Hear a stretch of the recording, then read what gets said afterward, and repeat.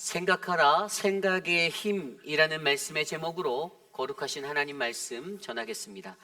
생각하라 생각의 힘. 얼마 전에 소천하셨던 저희 아버지께서 어린 저에게 늘 말씀하셨던 한 가지 이야기가 있습니다. 그것은 생각하고 살아라입니다.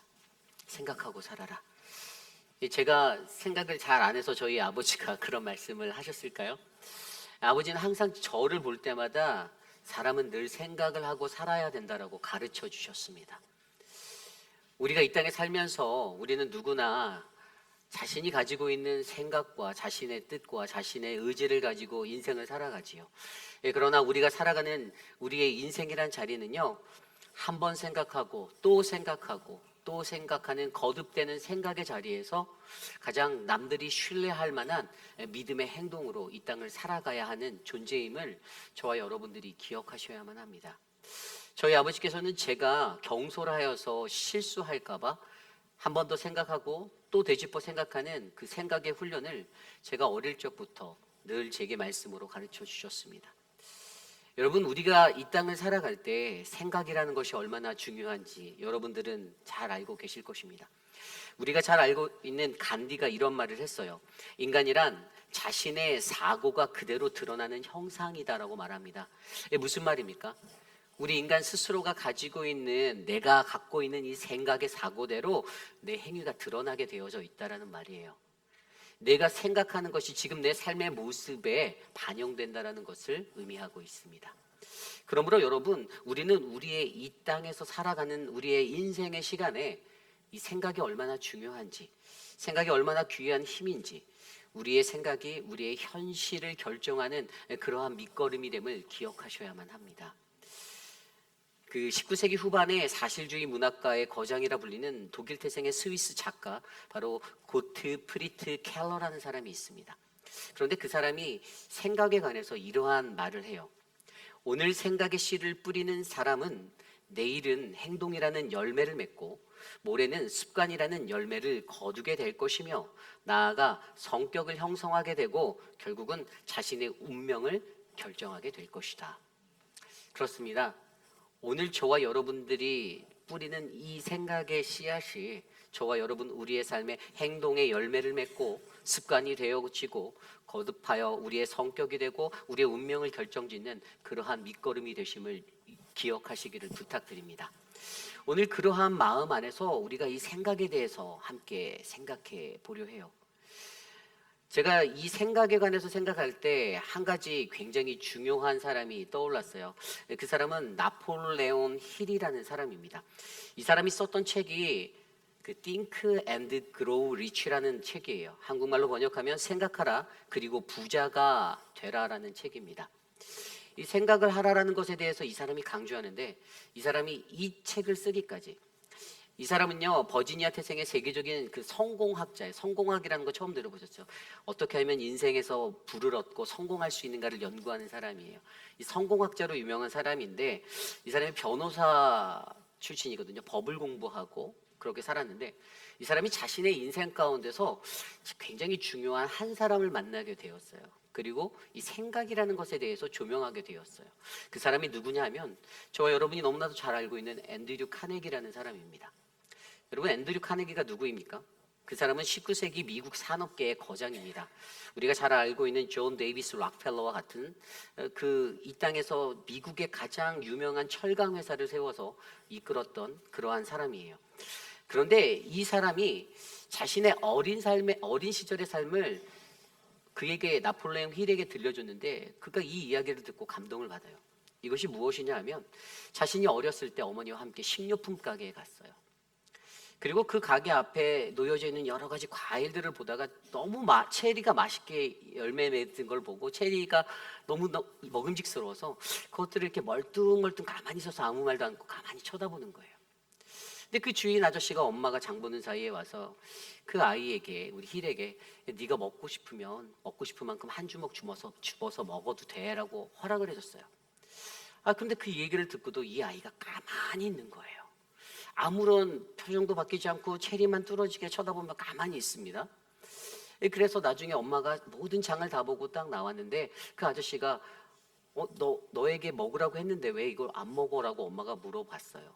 그랬더니 그제서야 이 아저씨, 이 할아버지가 거기에 있는 체리를 자신의 두 손으로 한 움큼 잡아서 그 아이에게 줬어요.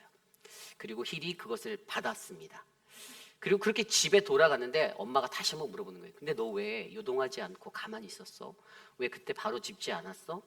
그때 이 힐이 말하는 말이 바로 이런 말이었어요. 할아버지의 손이 제 손보다 훨씬 크잖아요 라고 말했습니다. 힐이 그 자리에 가만히 있어서 생각을 한 거예요. 생각했어요. 할아버지가 먹으라고 어프로브 했어요. 허락을 하셨어요. 자기가 한 손으로 움켜 잡을 수 있는데 할아버지의 손이 자기의 손보다 큰 거예요. 얘가 이거를 생각한 거예요.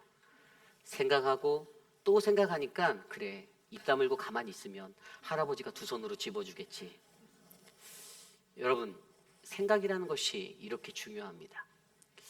그냥 감정 받치는 대로 생각나는 대로 움직이고 반응하는 인생이 아니라 한 번 더 생각하고 또 한 번 생각하면 그 결과는 우리의 삶의 영역을 새롭게 만들고 변화시킬 수 있는 원동력이 될 수 있는 힘이 됩니다. 여러분, 이것이 바로 생각의 힘이에요.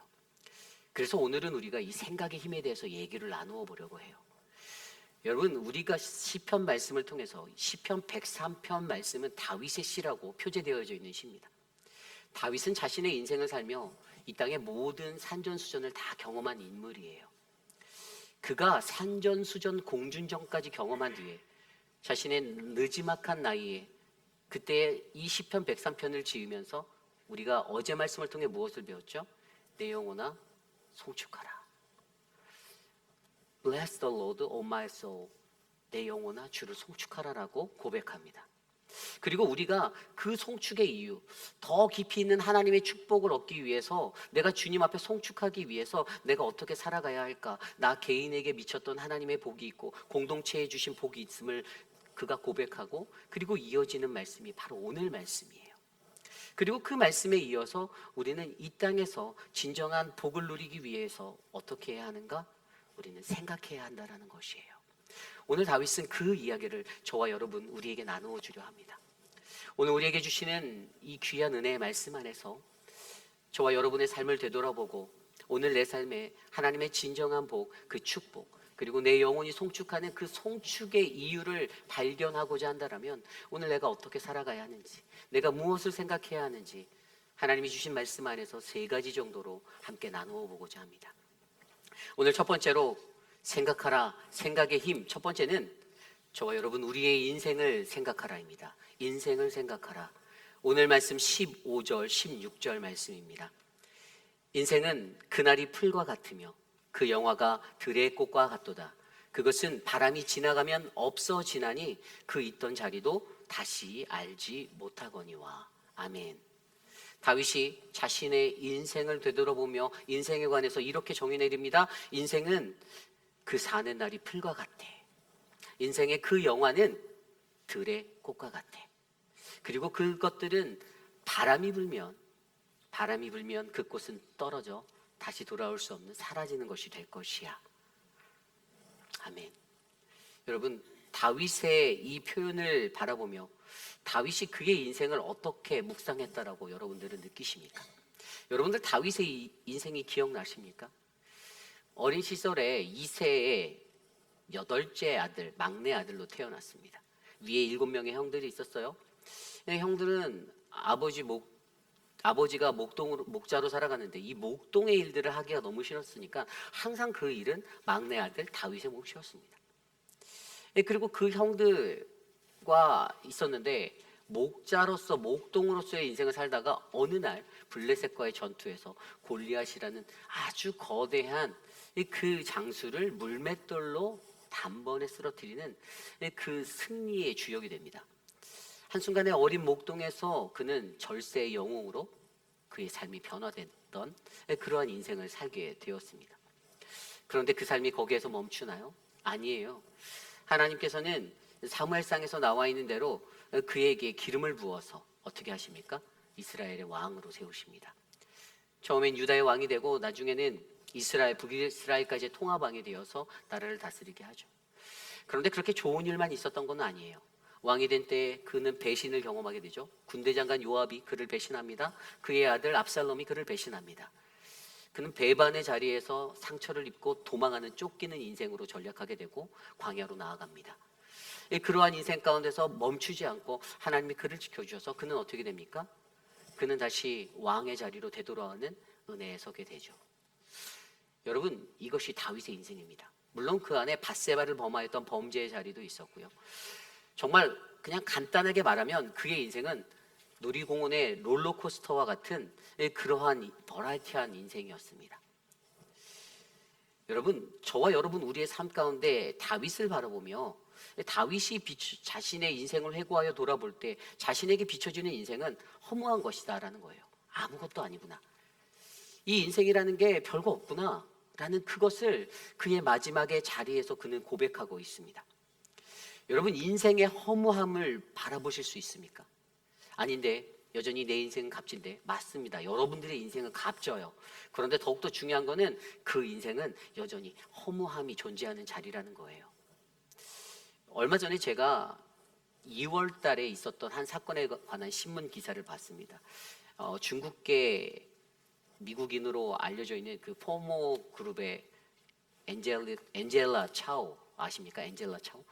한 50살 정도 된 여인이에요. 이분이 73년생이거든요. 근데 그녀의 재산이요, 수백억 달러에 이르는 굉장히 많은 액수의 재산을 가지고 있는 여인입니다. 근데 그녀가 자신의 갖고 있는 별장에 친구들을 불러서 파티를 했어요. 그곳에 도착했는데 이 그녀가 탔던 차가 테슬라 S예요. 이 테슬라 S인데 이 차를 파킹을 했는데 실수로 이 기어가 이게 R 후진으로 이게 딱 간 거예요. 쉬프트가. 그래서 차가 천천히 뒤로 빠져서 그 호화로운 별장에 개인적으로 소유했던 그 자신의 연못에 퐁당 빠지게 되었습니다. 차가 잠겼어요. 나오질 못하는 거예요. 어느 정도 여유가 있었냐면 자신의 친구들에게 전화해서 지금 내가 탄 차가 연못에 빠졌어. 빨리 도와줘라고 요청할 수 있는 그러한 시간까지도 있었습니다. 그런데 결국 살지 못했어요. 한순간에 그 포모스트 그룹이라는 그 모든 그룹의 최고의 CEO의 자리에 있으면서도 그녀가 가졌던 그 모든 것들이 한순간에 그의 남편에게 돌아갔겠죠. 인생의 허무함, 허망함이 느껴지는 자리입니다. 그녀가 그날 그 자리에서 그렇게 자신의 생을 마감할 것을 알고 있었을까요? 파티하러 갔다니까요. 자신의 친구들, 갑부 친구들을, 금수저의 친구들을 다 불러놓고 파티하려 했다니까요. 아무도 알지 못한다라는 것이에요. 여러분, 저와 여러분들의 인생도 그러한 인생임을 기억하시길 바랍니다. 다윗은요, 자신의 삶을 통해서 자신의 인생을 들여다보았어요. 그랬더니 별거 없는 거예요. 풀과 같다라는 거예요. 바람에 떨어질 꽃과 같다라는 거예요. 그리고 그가 그러한 인생의 자리를 경험했을 때 그 느지막한 자리에 그가 고백했던 시편이 또 있어요. 어떤 걸까요? 시편 23편 1절. 그가 이렇게 고백합니다. 여호와는 나의 목자시니 내게 부족함이 없으리로다. 아멘. 자신의 인생을 들여다보니 여호와 하나님이 보이기 시작하였습니다. 여호와는 나의 목자시니 The Lord is my shepherd, I shall not want. 내가 원하는, 내가 바라는 내 삶에 부족함이 없다라는 거예요. 그 하나님이 보이는 거예요. 여러분, 다윗은 자신의 인생을 들여다보아 자신의 삶 가운데서 모든 희노의 애락을 들여다보며 그동안 나를 인도하신 하나님, 그렇게 나와 함께 하신 하나님, 나를 지키시고 보호하신 하나님을 인지하고 바라보게 되었습니다. 그가 나를 푸른 초장에 누이시고 쉴만한 물가로 인도하시는 하나님이심을 다시 한번 느끼게 되었습니다. 내 영혼을 소생시키시고 자기의 이름을 위하여 의의 길로 인도하시는 하나님, 내가 사망의 음침한 골짜기를 달릴지라도 해를 두려워하지 아니함은 그의 지팡이와 그의 막대기가 나를 안위하실 것을 알게 하신 그 하나님을 발견하게 되었던 것이죠.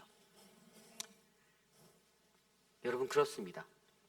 우리들의 인생에도 내 인생을 들여다보아 이 하나님을 발견하셔야만 합니다. 여러분, 저와 여러분 우리의 인생을 들여다보십시오. 무엇이 보이나요? 결핍된 우리의 삶의 인생의 자리가 보이지 않습니까? 때로는 열등감에, 때로는 나의 우월감에 휩싸여서 나의 마음대로 내 뜻대로 살고자 하였던 나의 어그러진 자아의 모습들이 보이지 않습니까?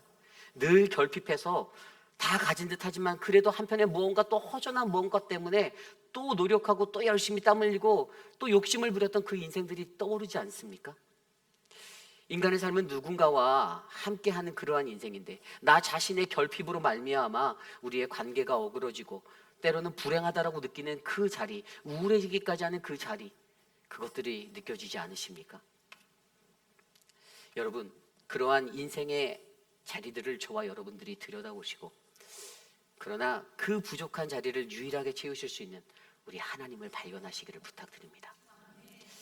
그래서 여러분, 우리는요 우리의 인생을 생각해 보아야 하는 거예요.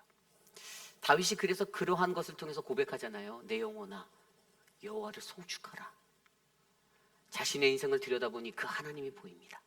그래서 그 하나님을 송축하기에 충분한 이유가 되는 거예요. 이것이 우리의 인생이에요. 저는 이 인생이라는 것을 생각할 때 어렸을 때 읽었던 해밍웨이의 노인과 바다라는 소설이 생각났습니다. 다 읽어보셨죠? 노인과 바다. 이거를 패러디하면 이제 제가 어떤 생각이 들었냐면 목사와 교회라는 이런 생각이 딱 들었어요. 인생이란 이 노인과 바다는요, 이 한 노인이 고기를 잡으러 매일 바다로 나갔잖아요. 근데 고기가 안 잡히는 거예요. 그러던 어느 날에 정말로 운이 좋아서 럭키해서 정말 큰 참치를 잡습니다. 엄청나게 거대한 참치를 잡아요. 그리고 그것을 자신이 타고 나간 배 뒤에 묶어서 다시 돌아오죠. 그런데 돌아올 때 상어가 그것들을 이렇게 다 먹어요. 그래서 육지에 딱 다다랐는데 뭐만 남아요? 뼈만 항상이 남아 있어요. 그래서 그 노인이 어떻게 했을까요? 그냥 뭐 어떻게 해요? 조용히 그냥 집으로 들어 소설책에 보면 조용히 집에 돌아가서 잠들었다고 나와 있어요. 그리고 더 재밌는 것은 그리고 나서 다음 날 또 바다로 향해 나아가는 노인을 묘사하고 있습니다. 여러분, 저는 이게 인생이라고 보아요. 우리의 인생이에요. 무언가를 향해 열심히 살아가고 그런데 그 자리에도 무언가 허무함이 또 확 밀려오고 그러고 나서 다음 날 우리는 또 열심히 우리의 삶의 자리로 나아가고 그러한 인생의 자리를 여러분 자세하게 들여다보시고 묵상해보시고 생각해보시길 바랍니다. 그리고 그 안에서 나를 붙드시고 나를 인도하시고 내게 은혜 주시는 그 하나님을 발견해 보시기를 바랍니다. 그 하나님이 오늘 저와 여러분 우리 안에 있습니다. 그리고 그로 인하여서 우리가 그러한 우리의 인생을 묵상할 때 우리 안에 들어오는 감사, 기쁨으로 말미암아 우리는 우리의 영혼에게 외칠 수 있습니다. Bless the Lord, O my soul. 내 영혼아 여호와를 송축하라. 저는 그러한 인생이 저와 여러분 우리 모두의 인생이 되시기를 간절히 축원합니다. 이것이 오늘 말씀의 첫 번째 생각하라, 생각의 힘, 우리의 인생을 생각하라입니다. 오늘 두 번째로 생각하라, 생각의 힘, 두 번째로 하나님의 언약을 생각하라입니다. 하나님의 언약을 생각하라. 오늘 말씀 17절 18절입니다. 여호와의 인자하심은 자기를 경외하는 자에게 영원부터 영원까지 이르며 그의 의는 자손의 자손에게 이르르니 곧 그의 언약을 지키고 그의 법도를 기억하여 행하는 자에게로다. 아멘. 우리의 눈에 들어오는 두 가지가 보입니다. 여호와의 인자하심 그리고 그의 의라는 단어가 보여요. 여호와의 인자하심은 누구에게 있다고 합니까? 자기를 경외하는 자, 하나님을 두려워하는 자에게 있다라고 말씀하십니다. 어떻게요? From everlasting to everlasting. 영원부터 영원까지 영원하다라는 거예요. 그런데 그 단 한 가지 조건은요, 그를 두려워하는 자예요. 하나님을 만만히 보는 자가 아니라 하나님 때문에 두려움에 사로잡혀 하나님 앞에서 살아가는 그 인생에 대해서 얘기하고 있습니다. 그에게 무엇이 있다고요? 여호와의 인자하심. 히브리어로 헤세드. 여러분, 인자하심이 무엇이죠? 하나님의 사랑의 언약이에요. 언약의 백성에게 준 하나님의 사랑이 바로 이 헤세드예요. 인자하심이에요. 세상에서는요, 하나님께 사랑받는 두 가지의 부류의 사람이 있습니다. 한 가지의 부류의 사람은 하나님을 몰라도, 그분을 경외할 줄 몰라도 그냥 하나님이 사랑해 주시는 사람이에요. 그런데 아주 특별한 또 하나의 사랑의 두 번째 부류는 하나님을 알고 그를 경외하기에 그가 베푸시는 특별한 사랑을 받는 사람들입니다. 이것이 바로 헤세드의 인자하심의 사랑이에요. 그리고 두 번째로 나타나 있는 그의 의. 여러분, 그의 의는 무엇입니까? 이것은요, 어떤 정의, 공의, 올바름에 관한 거잖아요. 그죠? 윤리적, 도덕적인 표준이 되는 것입니다. 그런데 히브리어로 이 의라는 단어가 히브리어 체데크. 여러분, 이 단어는요 어떤 의미가 있냐면요, 어떠한 행위를, 의라는 것은 어떠한 행위를 결심한 두 상대의 관계성을 나타내는 단어예요. 관계성을 나타내. 좀 더 쉽게 이것을 풀어서 설명하면, 이 체데크라는 의라는 단어가 두 가지 미닝으로 사용되는데, 한쪽은 긍정적인 측면이에요. 긍정적인 관점이죠. 예를 들어서 하나님에 의하면 하나님이 우리를 구원하셨다, 하나님이 우리에게 승리를 주셨다, 하나님이 우리를 성공케 하셨다라는 이 의를 나타낼 수 있는 방면으로 사용되는 단어예요. 두 번째 의는요 부정적인 측면의 이야기예요. 이것은 징벌이에요. 하나님의 의, 우리를 심판하신다, 우리를 징벌하셨다. 우리가 어떻게 행동하는가에 따라, 우리가 하나님과의 관계성을 어떻게 만들어가느냐에 따라 하나님의 최대 이 의가 드러난다는 거죠. 결국에 오늘 우리에게 말하는 하나님의 인자하심, 헤세드와 그의 체데크라는 이 의는요 무엇을 나타내주고 있습니까? 하나님의 언약의 신실한 자들에게 베푸시는 하나님의 사랑, 하나님과의 관계, 그것에 대해서 이야기해주고 있는 거예요. 여러분, 그러므로 저와 여러분들의 삶 가운데 하나님과의 관계를 들여다보아 하나님이 내게 언약하신 하나님, 그 언약 안에서 내게 사랑을 베푸신 하나님을 우리가 발견해 보시기를 원합니다. 다윗이요 그것을 조명해 보았어요. 하나님이 나에게 무슨 언약을 하셨지? 여러분, 언약이라는 것이 계약하고 다른 게 무엇이죠? 계약은 쌍방향이에요. 근데 언약은 한 방향이에요. 언약은 하나님이 하시는 거예요. 내가 하는 게 아니에요. 내가 하나님하고 딜해서 갖는 게 아니에요. 이거 언약이라는 것은요 하나님이 그냥 주신 거예요. 다윗이 자신의 인생을 거슬러서 생각해 보니까 자신의 삶 가운데 내게 언약 주셨던 그때가 생각이 났던 거예요. 언제 그가 언약을 받았습니까? 우리가 잘 알고 있는 사무엘하 7장에 보면 그 이야기가 나와요. 전에 우리가 사무엘하를 묵상했을 때 매일 성경으로, 그때 이 7장 본문에서 제가 분명히 그 말씀을 가지고 세 가지로 하나님이 다윗에게 베푼 언약에 대해서 설명드렸어요. 첫 번째는 그의 이름을 존귀케 하시겠다라고 하셨어요. 이 땅에서 위대한 자들의 이름같이 내 이름을 위대하게 만들어 주리라 라고 말씀해 주셨습니다. 이게 첫 번째 언약이었어요. 두 번째 언약은요 내게 평안을 주겠다라고 말씀하십니다. 거주하게 하고 그곳을, 너를 그곳에 심고 너희들을 그곳에 심고 다시는 옮기지 못하게 하고 악한 종류의 그 사람들로 너희가 해함을 당하지 않게 내가 도와줄게, 너에게 평안을 주겠다. 이스라엘 백성들은 거류민으로서의 삶을 살았던 자들이에요. 그들의 삶에는 유목민처럼 떠도는 떠돌이의 인생의 습관들이 담겨져 있었어요. 그래서 늘 불안해하고 평안을 놓칠 때가 많았는데, 다윗에게 약속하는 것은 내 너를 통하여, 내 자손을 통하여 어떻게 평안을 주겠다, 두려워하지 말아라, 그들이 너를 공격해도 내가 보호하여 줄게라고 약속해 주셨던 것이죠. 세 번째는 그의 나라를 견고케 하시겠다라고 약속하셨어요. 그의 나라를 견고케 하신다는 것에 더하여서 그 후손의 자손에 대해서 축복의 말까지 같이 더하여 주셨는데요. 여러분, 이게 굉장한 거예요. 다윗에게 하나님의 언약 백성으로서 내가 너를 정말로 이 땅에서 영원한 나라를 이루어 살 수 있는 그러한 사람으로 쓰임받게 해줄게라는 약속을 해주신 거죠. 이것이 바로 다윗이 발견하였던 하나님의 언약이었어요. 오늘 다윗이 그것을 생각했어요. 하나님이 내게 약속하셨는데 내 이름을 존귀케 하여 주신다고 했고, 평안을 주신다고 했고, 그의 나라 견고케 하신다고 해서 내 자녀들에게 복을 주신다고 했는데, 여러분 이게 얼마나 감사하고 은혜가 되는 대목이에요. 늦지막한 나이에 다윗이 그것을 생각한 거예요. 자신의 삶을 둘러보고 돌아보니 하나님의 언약이 떠오르는 거예요. 그런데 마지막의 자리에서 그 언약대로 다 되어져 있는 자신의 인생을 들여다보는 거예요.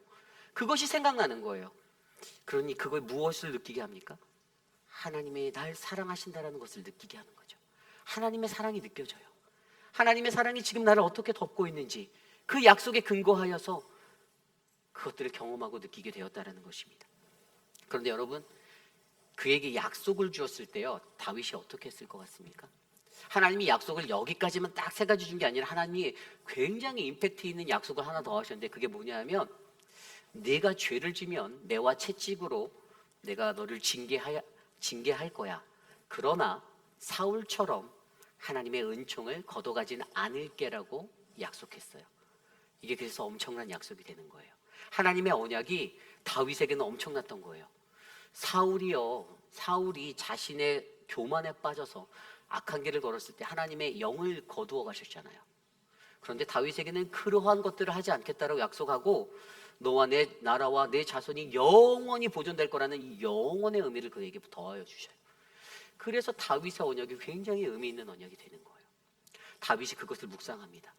자신의 삶을 되돌아봤더니 죄 많았던 내 인생인데, 허물 많은 내 인생인데 거둬가지 않으셨네. 감사하다.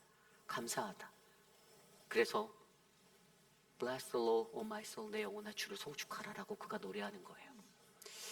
여러분, 저와 여러분 우리의 삶의 자리에서 저도 이러한 은혜가 넘쳐나기를 기도합니다. 그리고 다윗처럼 됐어요. 다윗이 이 음성 듣고 어떻게 했을까요? 아멘 이러고 말았을까요? 아니에요. 다윗이요, 이 사무엘하 7장 후반절에 보면 18절 이후에 다윗이 가장 먼저 한 것이요, 기도로 겸손히 하나님 앞에 나아갔습니다. 언약의 성취를 담대히 하나님께 구하였어요. 그래서 사무엘하 7장 29절 말씀에 뭐라고 나왔냐면 주의 종의 집이 영원한 복을 받게 하옵소서라고 그가 기도합니다. 여러분, 이것이 진정한 신자의 모습이에요. 하나님의 언약을 생각할 때 우리는요, 그 언약 안에서 주의 종의 집에 영원한 복을 받도록 인도하옵소서라는 이 기도가 하나님께 드려지기를 간절히 소망합니다. 그리고 그동안 기도로 말미암아 우리 인간이 가지고 있는 모습 어때요? 우리가 하는 약속은요, 때때로 쉽게 어기고 우리가 가지고 있는 어떤 기존 관념이나 어떤 편협한 그 안목 안에서 사로잡혀서 움직이는 약속이 되지만, 우리 하나님이 주시는 약속은, 그 언약은 그러한 선입견과 그러한 모든 관념들을 뛰어넘어 우리에게 베풀어 주시는 영원한 약속이 되신다라는 이 믿음의 사실을 기억하시고 하루하루를 하나님 앞에 송축의 삶으로 나아가시는 우리 모두가 되시기를 간절히 축원합니다. 그러한 인생이 저는 바로 저와 여러분 우리들의 인생이 되기를 간절히 축원합니다. 이것이 오늘 말씀의 두 번째, 생각하라, 생각의 힘, 바로 하나님의 언약을 생각하라입니다. 오늘 마지막으로 생각하라, 생각의 힘, 오늘 마지막은요, 바로 하나님 나라의 통치를 생각하라입니다. 하나님의 통치를 생각하라. 오늘 말씀 19절이에요. 여호와께서 그의 보좌를 하늘에 세우시고 그의 왕권으로 만유를 다스리시는도다. 아멘. 여러분, 여호와께서 그의 보좌를 하늘에 세우셨다. 이 보좌라고 하는 히브리어 단어 캐세라는 단어, 이게 하나님의 통치를 상징하는 단어이죠. 그런데 이것이 하늘에 세워져 있다라고 말하는 것은 무엇이냐면 결코 요동하지 않는다라는 거예요. 변함이 없다라는 거예요. 하나님의 변함없으신 그의 주권과 그의 왕권을 우리에게 선포하고 있습니다. 여러분, 이 나라와 이 민족을 다스리시는 분이 누구십니까? 하나님. 아멘. 여러분의 가정을 다스리시는 분이 누구시죠? 하나님. 여러분, 우리 교회를 다스리시는 분이 누구십니까? 하나님, 예수 그리스도. 오직 그분만이 우리의 통치자 되심을 믿음으로 고백하는 우리의 인생이 되길 원합니다.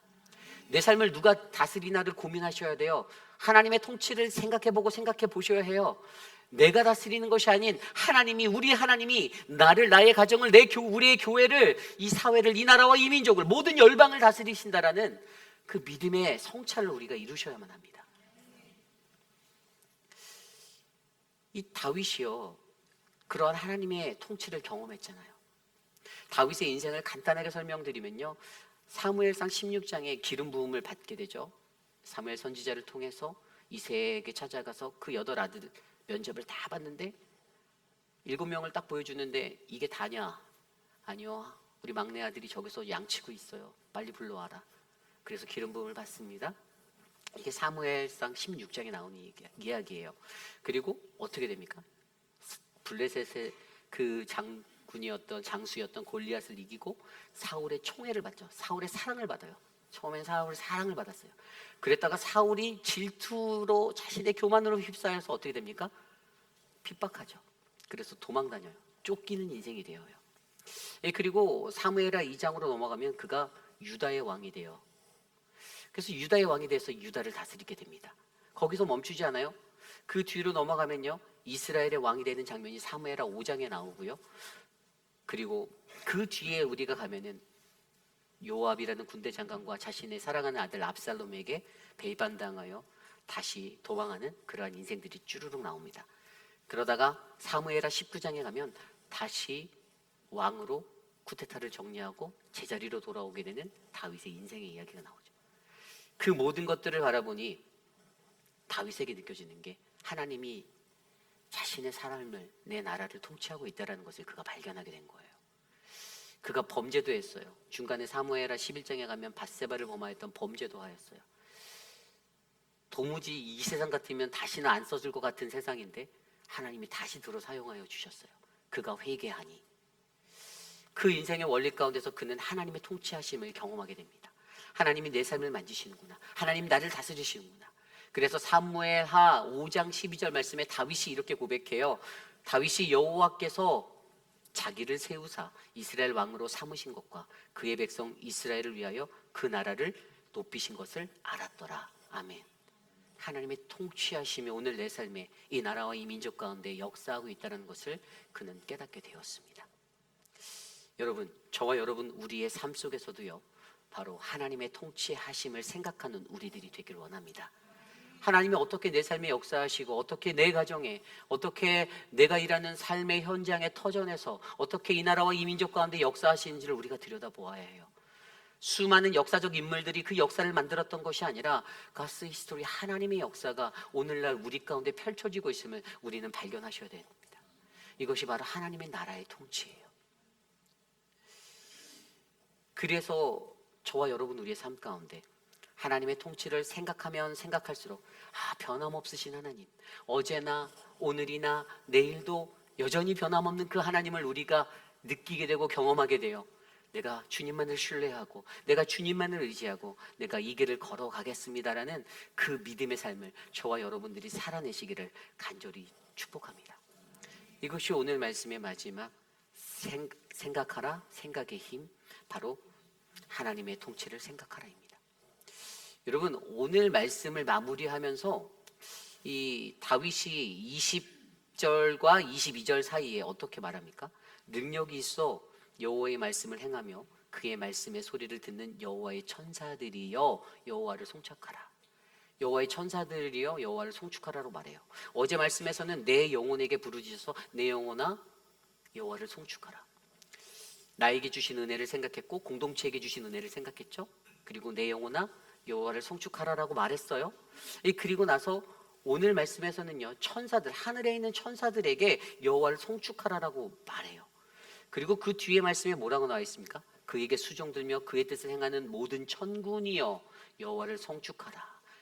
그리고 그 22절의 마지막에 여호와의 지으심을 받고 그가 다스리시는 모든 곳에 있는 너희여 여호와를 송축하라. 여호와를 송축하라. 내 영혼아. 아멘. 이 땅의 모든 피조물들로 하여금 여호와를 송축하라라고 권하고 있습니다. 다윗이 자신의 삶을 통해서 그가 생각하고 또 생각해서 그가 느낀 것은요, 무엇이었습니까? 내 인생을 생각해 보니 내 인생에 역사하신 하나님이 보이는 거예요. 내 하나님의 언약을 생각해 보니 사랑으로 일하시는 그의 인자하심과 그의 의로 역사하시는 하나님의 사랑이 느껴지는 거예요. 하나님 나라의 통치, 하나님의 통치를 생각하니 그 삶 속에서 변함없으신 하나님이 내게 느껴지는 거예요. 이 세 가지를 합하면 뭐죠? 하나님의 사랑이에요. 하나님의 사랑. 하나님이 나를 얼마나 사랑하시는가를 깨닫는 다윗, 저와 여러분을 얼마나 사랑하시는가를 깨닫는 저와 여러분의 그 마음 가운데 하나님의 사랑이 차곡차곡 쌓여지고 느껴지시기를 간절히 기도합니다. 요한복음 3장 16절 말씀에 이렇게 있죠. 하나님이 세상을 이처럼 사랑하사 독생자를 주셨으니 이는 그를 믿는 자마다 멸망치 않고 영생을 얻게 하려 하심이라. 아멘. 그런데 이 말씀이 이것도 은혜가 되는데 그 다음 구절에 더 은혜가 돼요. 17절이에요. 하나님이 그 아들을 세상에 보내신 것은 세상을 심판하려 하심이 아니요 그로 말미암아 세상이 구원을 받게 하려 하심이라. 아멘. 우리를 구원하기 위해서 나를 사랑하신 하나님, 그래서 그의 독생자 예수 그리스도를 우리에게 보내주신 하나님, 다윗의 삶에 경험되어진 그 하나님으로 말미암아 생각하고 또 생각해도 내 영혼이 주님을 송축할 수밖에 없다라는 그 믿음의 자리에 섰는데, 그래서 Bless the Lord, O my soul이라고 외치는 그 삶이 이루어지는데, 저와 여러분 우리의 삶 가운데서도 우리가 주님의 그 은혜를 안다라면, 이것이 바로 하나님의 은혜라면, 내가 하나님의 은혜 아래, 하나님의 보호 아래 내가 살아가기로 다짐한다라면 우리의 영혼도 주님을 높이고 주님을 송축하는 그런 위대한 아름다운 인생이 되기를 간절히 축원합니다.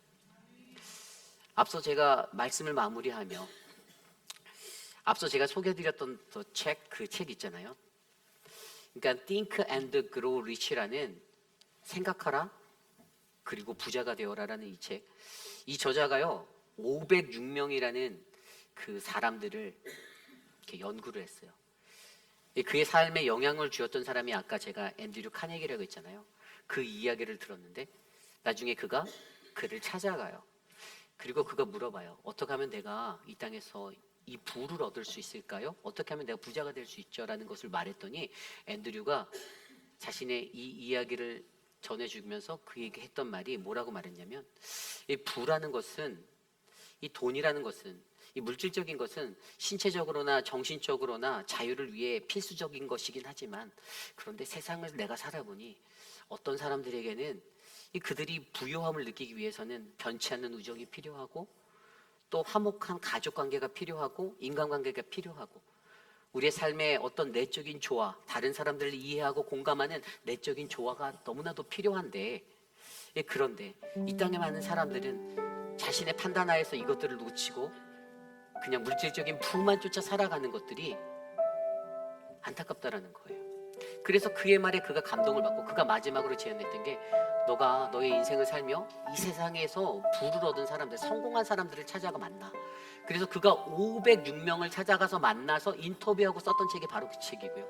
그 책의 마지막에 자락에 그가 무엇을 이야기하냐면 이러한 영적인 가치에 의해서만 우리가 얻을 수 있는 그 마음의 평안, 이것이 내게 가장 큰 축복이구나 라는 것들, 이게 가장 큰 인생의 성공이구나 라는 것들을 그가 누리게 됐을 때 모든 성취와 부는 바로 우리의 생각에서부터 시작된다라는 것들을 그는 발견했다라는 것이 그 책의 핵심이에요. 그래서 여러분 정말로 중요한 것은요, 우리가 이 땅을 살아가는 동안 저와 여러분들의 생각을 바꾸셔야만 합니다. 아니요, 생각을 옮기셔야 돼요.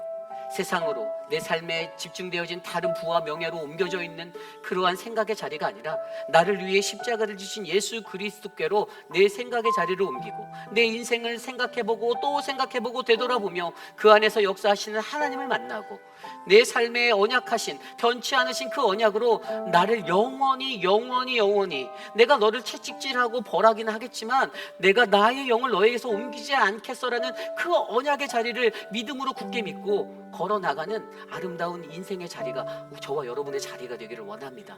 그리고 우리에게 하나님 나라의 통치, 그분의 완전한 통치를 보여주심으로써 너가 아니라 우리들이 아니라 하나님 그분이 우리를 다스리신다. 내가 죄를 범하였어도, 내가 넘어졌어도, 내가 사망의 깊은 골짜기에 빠졌다 할지라도 내가 너를 다시 끌어줄게, 내가 너를 다시 일으켜줄게, 다시 일어나서 다시 이 길을 걸어가렴이라고 말씀하시는 그 하나님의 음성을 듣고 하나님의 통치가 나의 삶 가운데 내 모든 나의 역사 가운데 임하기를 간구하는 믿음의 삶을 저와 여러분들이 살아내시기를 간절히 축원합니다. 여러분, 우리의 인생은 한 번뿐인 인생입니다. 허무하게 지나갈 것 같은 그러한 인생이에요. 그래서 어제 말씀에 먼지와 같다라고 다윗이 표현했죠. 먼지와 같다. 하지만 그 인생 안에서 하나님은 우리를 여전히 바라보고 계시고 우리를 향하여 그의 사랑을 흘려보내시고 변치 않는 그의 인자하심과 그의 의와 그의 공의로 우리를 다스리시고 하나님 나라의 통치로 우리를 인도하심을 믿으시기 바랍니다. 그때 저와 여러분 우리 모두가 하나님의 가장 큰 진정한 축복을 받는 더 깊은 그 은혜의 자리, 그래서 깊어진 나의 삶을 주께 온전히 드리며 Bless the Lord my soul, 주님 내가 주님을 송축합니다, 내게 은혜 주신 그 하나님을 내가 송축합니다, 나와 함께 하옵소서라고 노래하는 저와 여러분 우리 모두 사랑하는 우리 회빛 아닌 장로교회가 되시기를 간절히 축원합니다. 그러한 마음으로 우리 모두 자리에서 일어나서 함께 찬양할 때 내 영혼의 극히 깊은 데서 울려나오는 그 송축을 함께 노래하기 원합니다. 함께 찬양할까요? 내 영혼의 극히 깊은 데서, 내 영혼의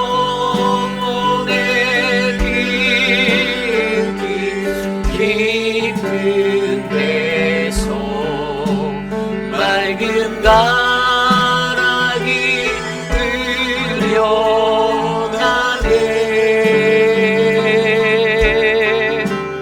하늘 복조가 언제나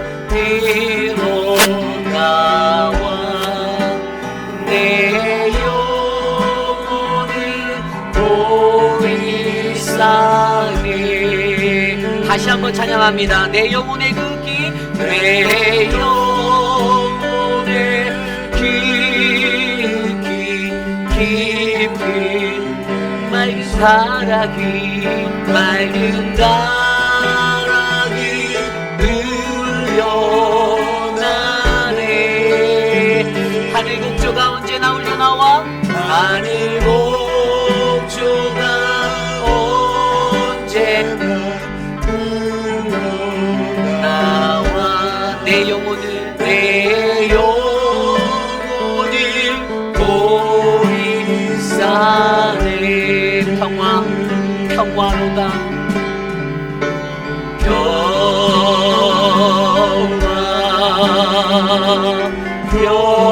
평화로다. 하늘 위에서 내려오네.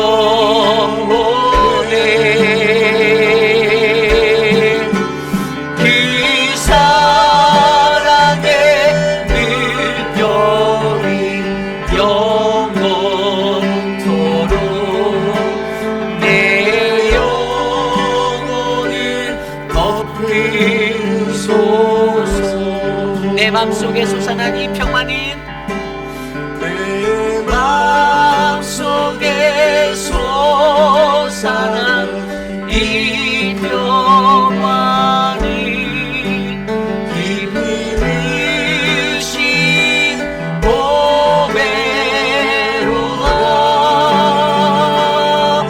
나의 보화를 개내어 가져갈 그 아무도 없으리라. 아무도 없으리. 우리 3절 찬양할까요? 내 영혼의 평화가 넘쳐나니, 내 영혼의 평화가 넘쳐나니 주의 기복을 받음이라.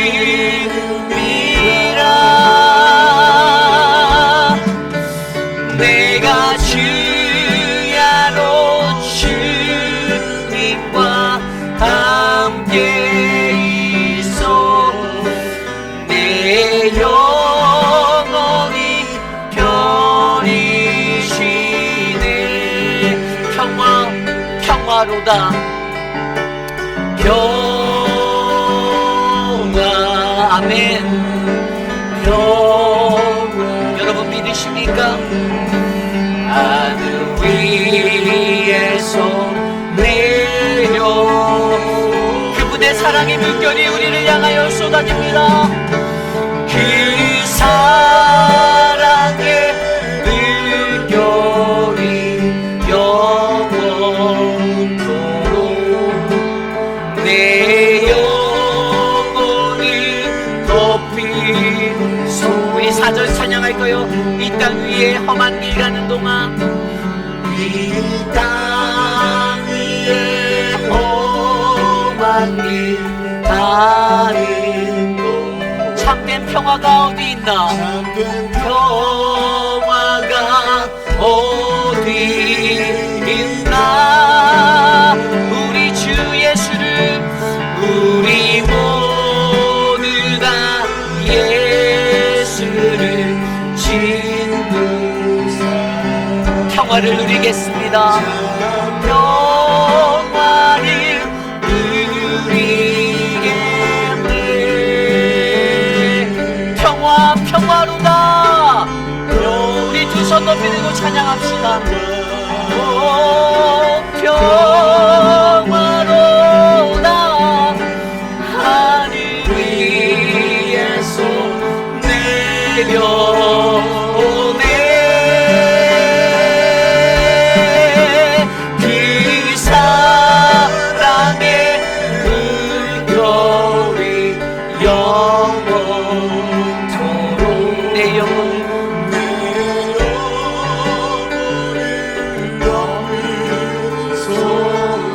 우리 목소리로만 찬양하겠습니다. 목소리로만. 평화.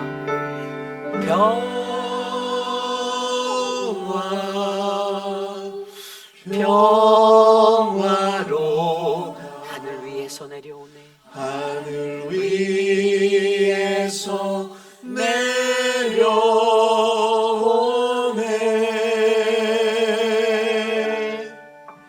그 사랑의 물결이 영원토록 내 영혼을 덮으소서.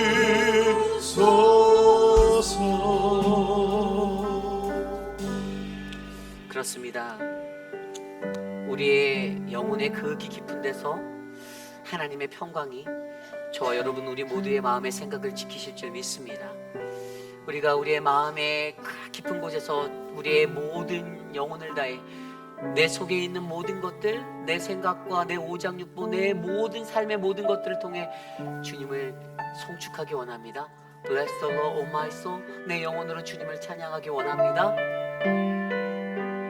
더 깊은 축복의 자리로 서기 원하신다라면 우리들의 인생을 생각해 보시길 바랍니다. 하나님의 언약을 생각해 보시기 바랍니다. 하나님의 통치, 그분의 나라를 생각해 보시길 원합니다. 그때 우리는 우리의 전심을 다해 주님을 송축할 수 있는 하나님의 사람이 될 것입니다. 이 시간 그러한 마음으로 함께 기도합니다. 오늘 주신 말씀 속에서 하나님, 내가 주님을 찬양하기 원합니다. 인도하여 주시옵소서. 함께 기도합니다. 하나님 도와주시옵소서. 하나님 인도하여 주시옵소서. 하나님 우리의 삶을 주께 올려드립니다.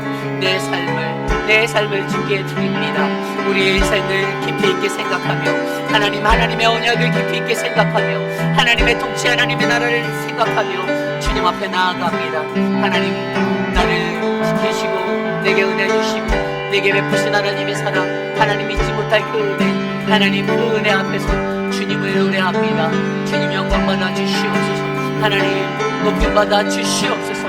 주여 하나님, 우리의 구원자 되신 하나님, 이곳에 임하여 주시옵소서. 우리의 가정 위에, 하나님 이 땅 위에 피 묻은 그리스도의 계절이 오게 하여 주시옵소서. 성령 하나님 역사하여 주시옵소서. 주여 다스려 주시옵소서. 주님, 주여 역사하여 주시옵소서. 하나님, 주님을 송축합니다. Bless the Lord my soul. 주님, 주님을 찬양합니다. 역사하여 주시옵소서.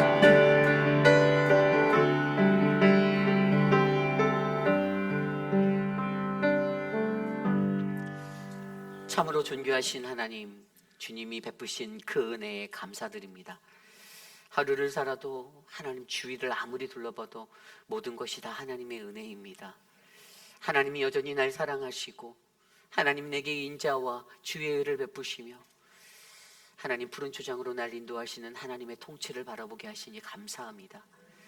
하나님, 마음에 어려움이 있고 마음에 힘든, 하나님 괴로움이 넘치는 영혼이 있다라면 그 영혼을 여전히 사랑하시고 회복하여 돌아오기 원하는, 죄를 용서를 구하여 하나님 앞에 다시 나아오기 원하는 그 하나님의 마음을 우리가 알게 하여 주시고 가던 걸음을 멈추어 돌이켜 주님 곁으로 돌아올 수 있도록 은혜를 베풀어 주시옵소서.